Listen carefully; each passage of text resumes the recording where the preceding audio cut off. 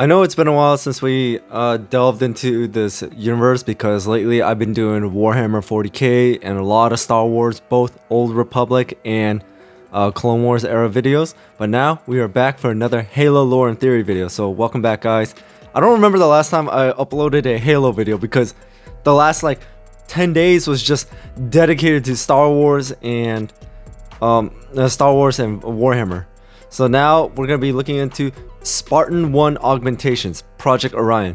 So this is gonna be the very first, the beginning of creating the Spartans. Now, in the past Halo videos that I've seen that talks about the very first Spartan project, basically it kind of went into how they chose. Well, I mean, they didn't choose how enlisted service members volunteered for the program, and unfortunately the program ended up as a failure. Many were killed or crippled, but some were still in good condition to serve, like Sergeant Major Johnson.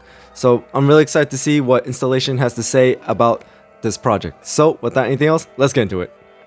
The first steps towards the development of Spartan super soldiers dates to before the era of interstellar exploration, when 5 brave volunteers were accepted into the first Project Orion on April 13th, 2321.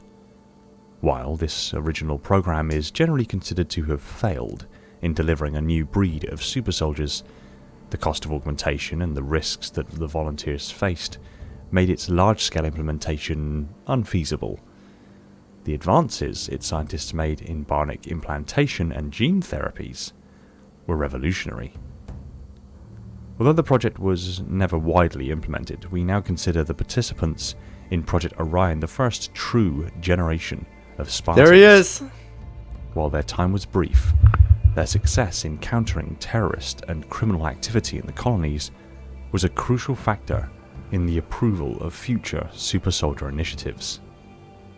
There is precious little information surrounding the Orion program in its entirety, let alone something as niche as the augmentation sets they underwent. But what information is available is very telling.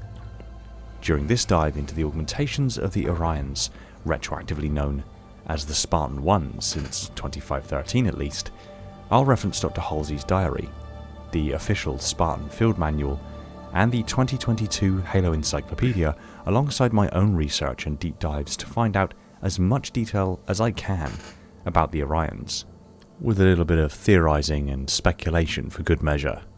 So, with that in mind, some of this will be based directly in the lore, some of it will be extrapolated and referenced from the lore, and other aspects will be extrapolations and speculations of my own design and, as such, could be retconned at any moment. But for what it's worth, let's get into this. Alright, so Installation basically says this is going to be a mixture.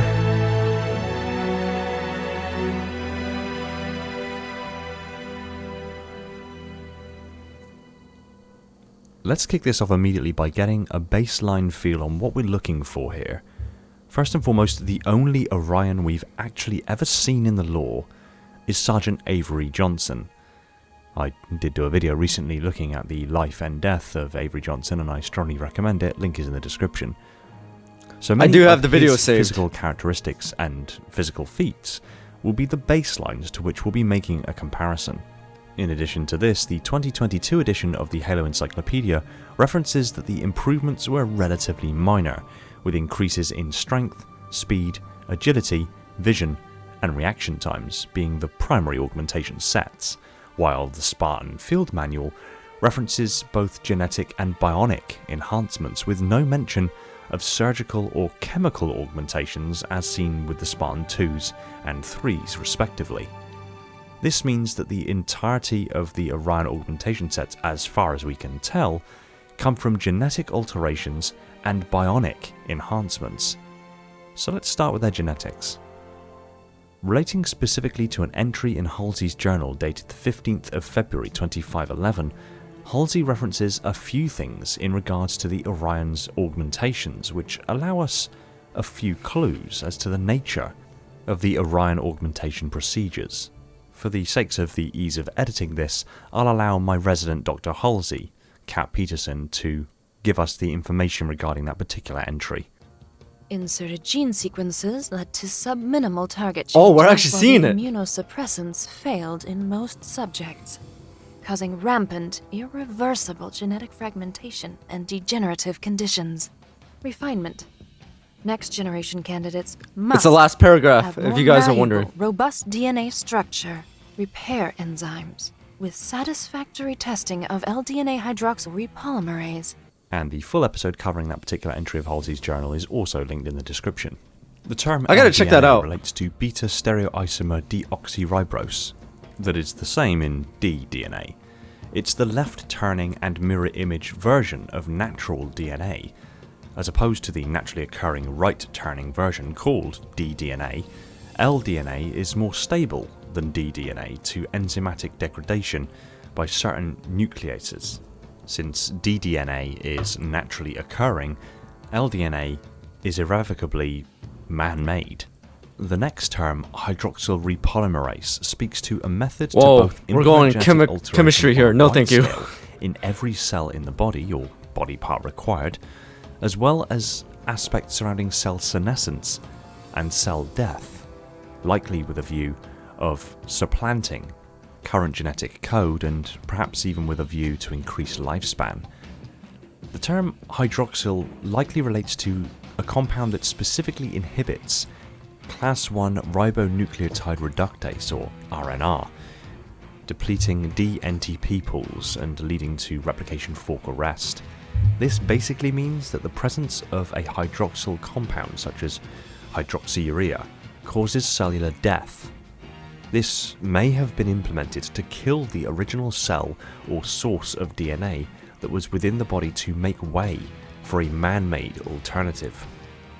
The term repolymerase likely relates to the polymerase chain reaction, or PCR, which is a method widely used to rapidly make millions to billions of copies, complete or partial, of a specific DNA sample, allowing scientists to take a very small sample of DNA and amplify it, or part of it, to a large enough amount to study in detail, or, in the case of its application on Orion candidates, make millions or billions of in vitro copies of the man-made LDNA fragments that were implemented into the Orion candidates' bodies, leading to full uptake of the genetic alterations across the host's entire body. The additional reference of immunosuppressants and the fact that they failed. There's a lot of pills in this. Suggests that even though the original cell or host DNA was killed off and the man-made variant was replicated to full uptake, the host's body still had a tendency to reject it, in much the same way as a donor organ recipient could go through organ rejection, where the body's immune system identifies the donor organ as a foreign body and attacks it. So this may be the primary means as to how most of the Orion augmentations failed. However, what augmentations were actually implemented? Well, let's get into those. An early precursor to the healing factor augmentation that the Spartan-IIs received was likely developed as a part of the genetic engineering augmentations the Orions received, that would eventually become leukocytic coprotein complex and microfibrin spindlase, which leads to wound suppression and near instant clotting of vascular injuries, affording the subject the ability to stem the bleeding from wounds nearly instantly and speed up the healing process thereafter, while also minimizing down on the amount of leftover fibrin clots that can narrow the blood vessels and lead to clot detachment and migration, heightening risks of stroke, heart failure, and failed circulation. I levy this augmentation because the only Orion we ever see in combat, being Johnson, appears to have a significantly improved healing factor versus human-based normal. The Orions likely also underwent I didn't know about the augmentation healing wrapped into factor. their gene therapies that altered and elongated their lifespans. I say this because all subsequent super soldier programs received this, so it stands to reason the augmentation predates the Spartan-IIs. This is also evidenced by the fact that Johnson, at the time of his death in 2552, was 78 years old. Now yes, the senior age but more youthful appearance can somewhat be chalked up to the time spent in cryosleep during long slipspace voyages, but I can't see Johnson having spent more than perhaps a decade or so in cryosleep during his career, given the known fields of battle he fought on during his 60-year military career and the estimated slip space durations between those locations. This means Johnson's more youthful appearance at the age of 78 is not entirely a consequence of his cryosleep hours, but also due to his Orion augmentations, likely to his telomeres. This is a compound structure at the end of your chromosomes. It can be likened to the plastic tabs on the end of shoelaces, in that when you cut them off, the shoelace begins to fray and fall apart, and this is comparable to the telomerase of DNA, whereby every time a cell divides, the telomeres are not copied fully. Over time, this causes shorting of the telomerase, eventually leading to the cell being either unable to reproduce itself, known as the Hayflick limit, causing the cell to degrade and self-destruct, or a corruption in the DNA strain that leads to corrupt cellular mutation. A telomerase augmentation would mean that the subject cell would divide perfectly every single time, due to perhaps an adenoviral telomerase replacement therapy. This means that their biology attains a state known as cellular immortality. Now, this doesn't mean that the Orions or the later Spartans are immortal, as it takes significantly more genetic engineering and control of environmental factors to attain true immortality, but it does mean that their bodies age significantly slower than a normal human, and injuries that would generally cause severe inhibited function later on in life are cancelled out by the body's ability to rejuvenate its own cells. Going off of the direct suggestions of the official Spartan field manual in regards We're to going really taking human sex, anatomy in this specifically video. the reaction time increase, it stands to reason that the myelin sheaths may have been augmented. Myelin sheaths are an insulative material on the nerves that allow signals to travel through the nervous system at speed. It seems likely then that the Orions received a myelin augmentation, something akin to supermyelination, but an earlier prototype. This is the process of adding additional myelin sheaths onto the nervous system, making neural impulses move much faster across the body. Contrary to the opinions of some, this does not mean that the entire nervous system is covered in myelin. Myelin does not form a single long sheath over the entire length of an axon. Rather, each myelin sheath insulates the axon over a single long section, and in general, each axon comprises of multiple long myelinated sections, separated from each other by a short myelin sheath gap, called nodes of Ranvier.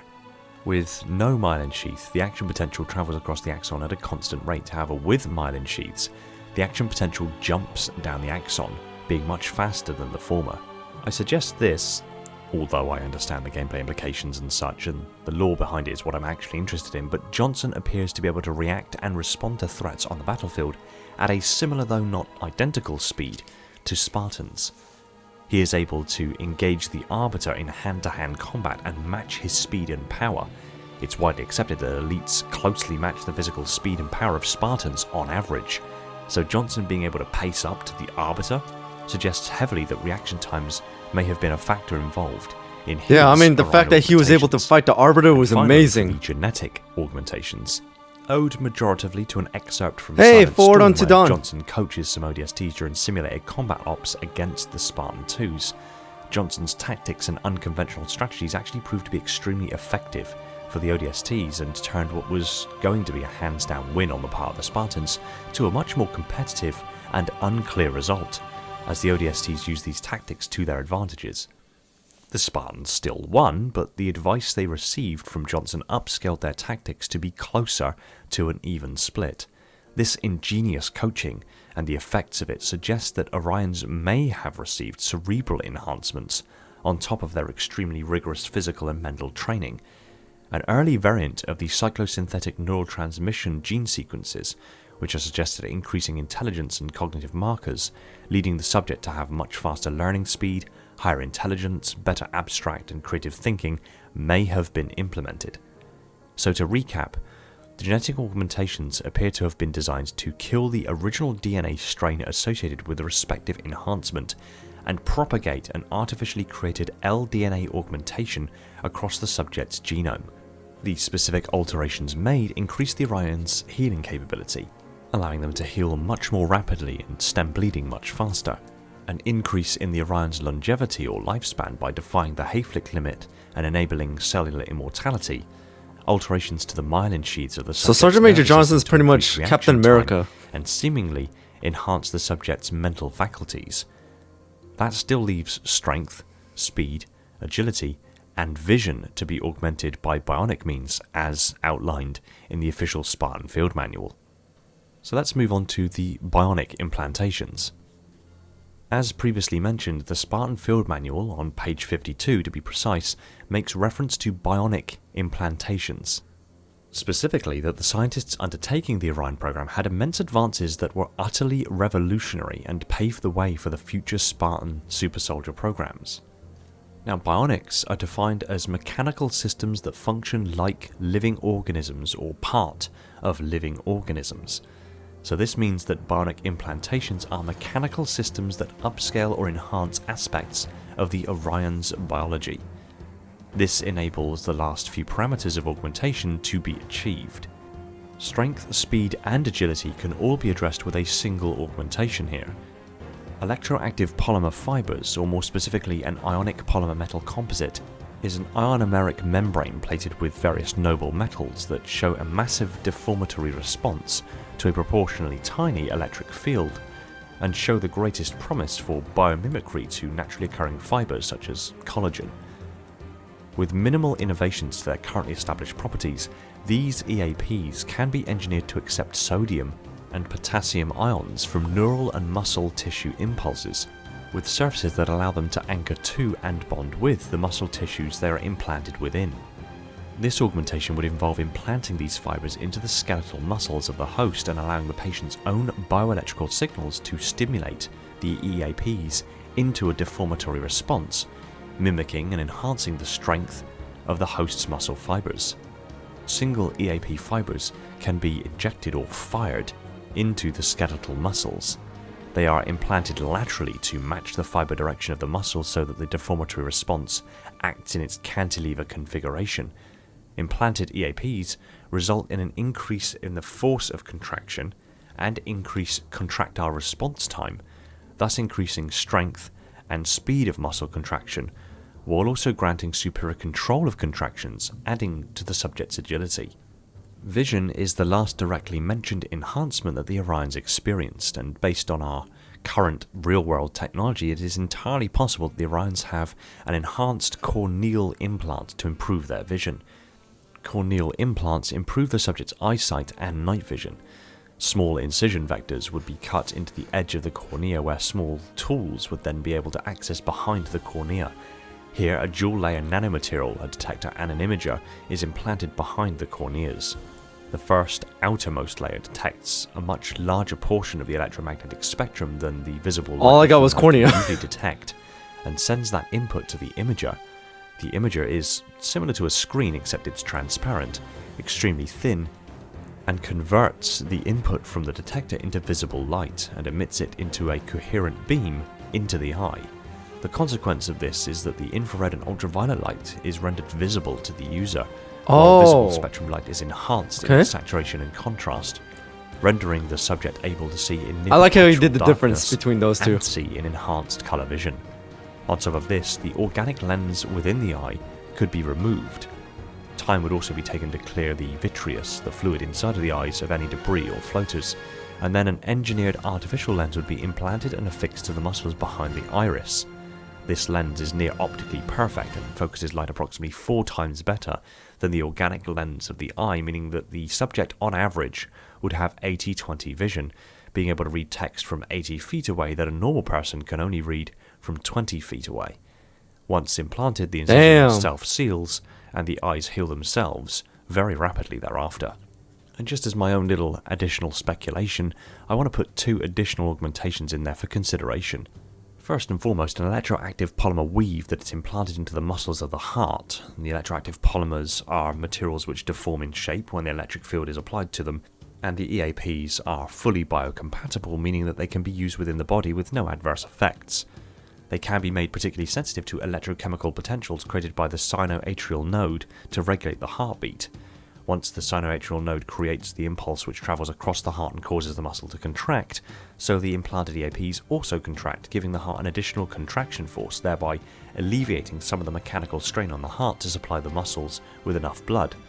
Due to the mechanical assistance that is afforded by the EAPs, the heart is capable of pumping a much higher volume of blood per beat than average. Makes sense. Meaning a larger volume of blood is then available to the lungs and to the muscles for reoxygenation and physical Otherwise, the activities, heart will strain thereby itself. increasing endurance. Due to the increase in blood volume, steps are also taken to reinforce the arteries leading to and from the heart.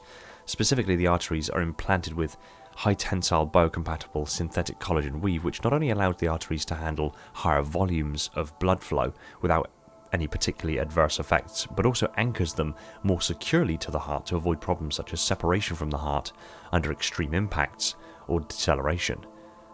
And on top of this, an increase in the blood itself to increase the efficiency of oxygen uptake for the Orion candidates to make full use of their augmented cardiac structures, a chemical blood substitute capable of carrying oxygen 10 times more efficiently than natural blood with 10 times more efficient cellular and deep capillary this is from Mass penetration Effect. can be used and implanted as easily as an IV can be fitted. This results in much higher oxygen saturation, allowing muscles and organs an abundant supply of oxygen. Also carries carbon dioxide out of the body much more efficiently.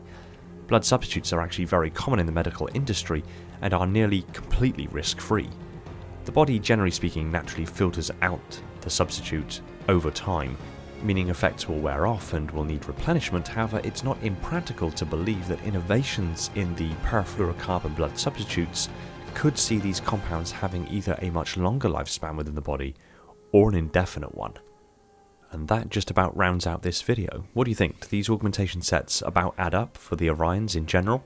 Do you think the augmentation sets suggested here actually match up with what we do know, the very limited information we do know of course, of the Orion augmentations, as referenced in Halsey's journal, the official Spartan field manual, and the most recent Halo encyclopedia? And if you think there should be any amendments, stick them in the comments down below and I may revisit this. But until then, thanks for watching. In my opinion, a slightly confusing and complicated video because he went human anatomy, biology, and chemistry on me, and those are 3 subjects that I do not focus in school. I mean, the last time I took like one of those classes, I took biology 110. Oh, not 110. Biology 10, which was basically it was like biology related to oh crap, what was it? Man, see, that's why I don't remember, because it's been like 2 years ago and I didn't really focus on it, but I had to take it because it was a graduation requirement for my major because it fulfilled a certain graduation area. But the problem is, besides that class, it went chemistry, human anatomy, and they're pretty tough. And even my academic advisor said, if you're not good at biology, just take this class. It's a lot easier.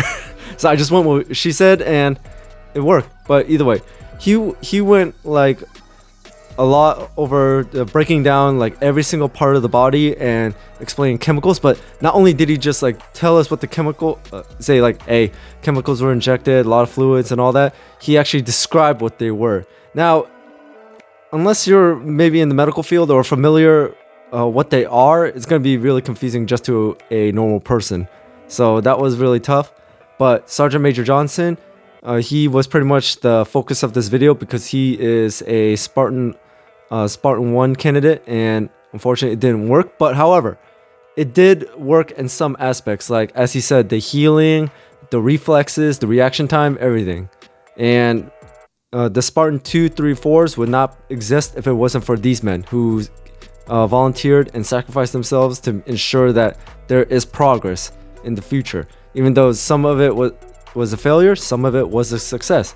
And Sergeant Major Johnson was able to keep on serving, and unfortunately, rest in peace. But the Sergeant Major Johnson, the life and death, his video, I do have it saved, and that is the next video I do plan on watching. But for today, I'm just gonna watch I just watched the Spartan-I Augmentations and to see like how it built up. So right now, what I'm focusing on is watching the Spartans program, because I have I have the videos about like Spartan 3, Spartan 4s all saved. But right now, I'm just starting all the way from the beginning. I'm not going to be doing Spartan 2s because I already did those and they're on the channel if you guys are wondering. So I'm just going to go from Spartan 1s and just a few videos around there like Sergeant Major Johnson, all the way to Spartan 3s and Spartan 4s. So that's my plan right now for in the Halo universe. So again, thank you guys for watching. Hope you enjoyed this video.